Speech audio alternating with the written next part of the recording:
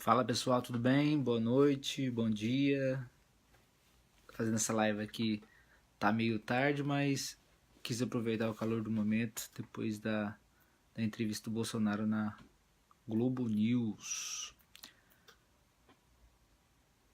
Como eu estava em um evento, na hora da entrevista, quando eu cheguei eu tive que assistir e depois comentar aqui com vocês.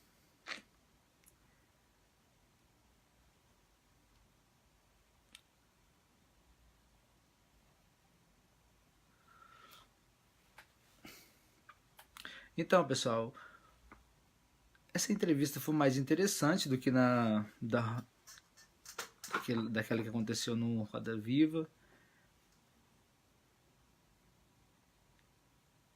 Fala, Thiago Aires, beleza?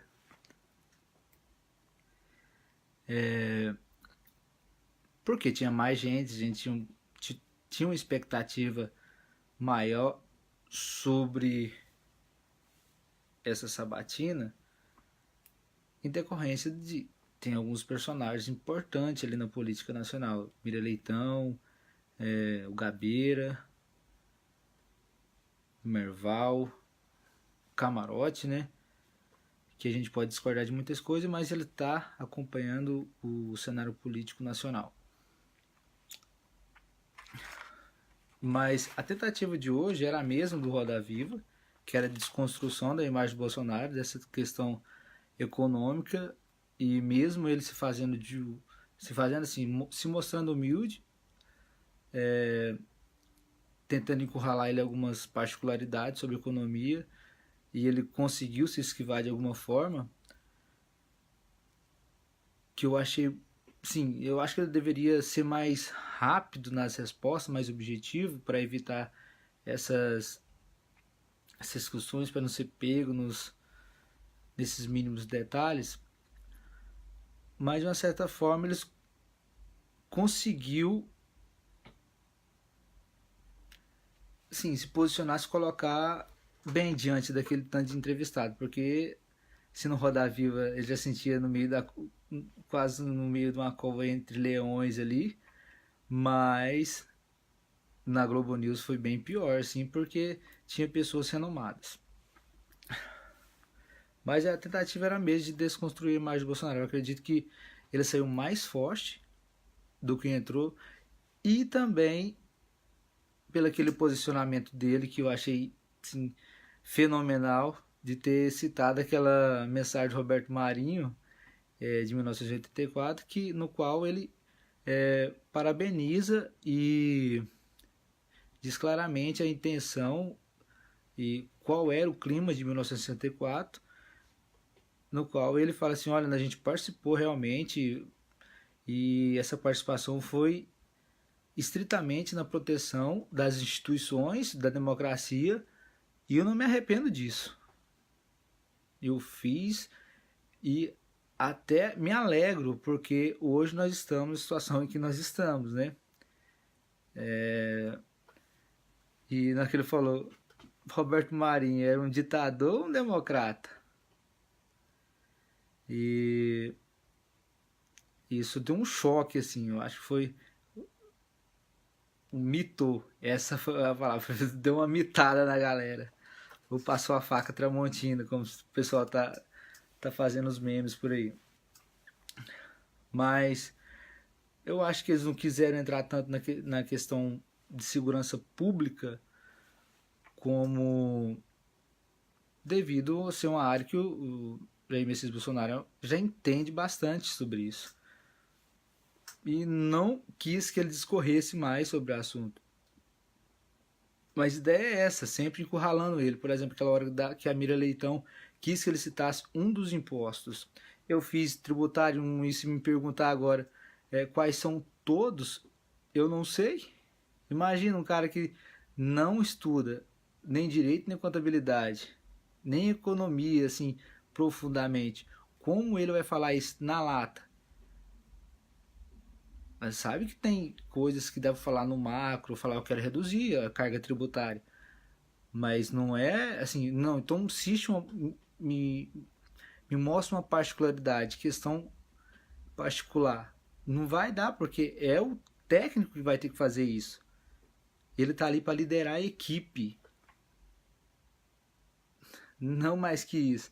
É como na empresa. A empresa tem um cara que manda. O cara que manda, o dono do empreendedor, e tem aqueles que obedecem, que gerencia, faz toda a administração em si da empresa, faz com que a máquina funcione. Santos, obrigado. Se você puder curtir, compartilhar, é sempre interessante, porque quanto mais curtida, compartilhamento e comentários, faz com que outras pessoas também assistem, e se gostarem, faça os devidos comentários. O feedback sempre é importante pra gente. Mas é isso. Sempre vai tentar encurralar ele em questões particulares. Eu acho que isso não é bom para nós, eleitores, porque a gente não vai saber o que ele poderá de fazer de melhor, questão macro para o país, mas sim a questão de desconstrução da imagem do Bolsonaro. E ele captou isso muito fácil, que quando ele fala naquela linguagem fácil, excessiva, fazendo analogias, ele não está falando para aqueles que estão entrevistando ele está falando para o eleitorado. Porque ele sabe que o eleitorado entende com facilidade aquele linguajar dele. Entendeu? É uma pessoa que você... É a mesma coisa que um amigo seu tá falando com você. Deixa eu olhar, minha bateria tá acabando aqui.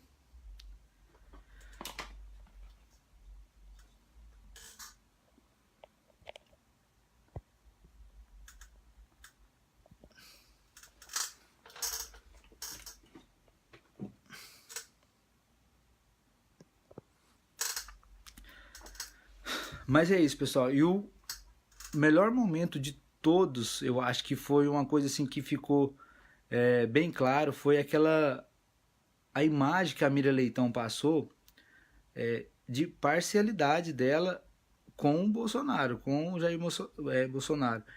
Não como entrevista, mas como entrevistadora, mas sim como inimiga política, não é nem adversário, porque ela está o tempo todo enrijecida na cadeira, séria, como se fosse um inimigo que estava ali na frente o tempo todo pro ataque, sempre na defensiva. Eu acho que isso não foi bom para a imagem dela, sem contar dos momentos finais ali, ela dá uma de quase dá uma psicopatia, né? Não, psicopatia. Quase que o Roberto Marinho baixou, mas não foi nada disso. Foi o Fone, o cara, o editor-chefe, que estava falando por meio da Miriam Leitão. E isso demonstra mais uma vez que ela,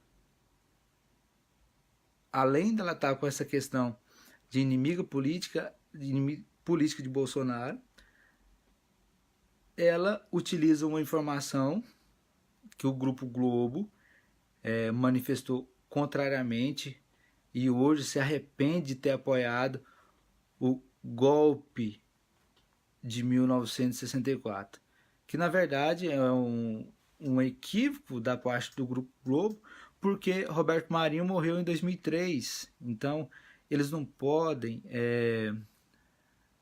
desdizer uma coisa que o criador da empresa falou. Até porque eles não podem fazer, não tem autoridade para isso. Um editor-chefe não tem autoridade para tal coisa. Até porque essa retificação da Globo foi feita em 2013. Em 2013 eu estava em pleno governo da Dilma, uma guerrilheira. Então não é de se esperar outra coisa, até porque a Rede Globo todo mundo sabe que está aparelhada totalmente por esquerdista. Então fica aí a mensagem. Eu acho que é importante a gente ficar falando essas coisas, porque quebra a narrativa. Eles já perceberam que eles não têm mais a hegemonia da narrativa, principalmente por causa das redes sociais. E é isso, pessoal. Hoje também foi um dia de grande importância para a gente, que somos pró-vida, que hoje teve aquela audiência pública lá no STF, na qual eles estavam debatendo sobre a descriminalização do aborto até a 12ª semana, 3 meses de gestação. Isso para mim é como um assassinato de bebê. Então, eu acho que agora é o momento da gente ficar bastante vigilante no STF, ficar de olho neles, para que não legalize o aborto aqui no Brasil, porque é de notória ciência de todos que nós somos de maioria conservadora e cristã. Nós, brasileiros, nós temos valores judaico-cristãos que não aceitam esse tipo de coisa. Então, fica aí a mensagem. Espero que vocês tenham gostado da live. Se você puder compartilhar, curtir e comentar nos vídeos, ficarei muito grato. Um abraço, tenha um bom dia, uma boa noite e fique com Deus. Vamos lá que agora que a batalha começou. Fique com Deus, até mais, um abraço. Wilson Ricardo.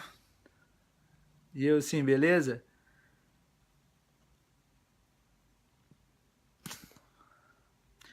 Vou concluir aqui a live. Vocês que estão me assistindo, tenham uma boa noite, um bom dia, fique com Deus e até a próxima.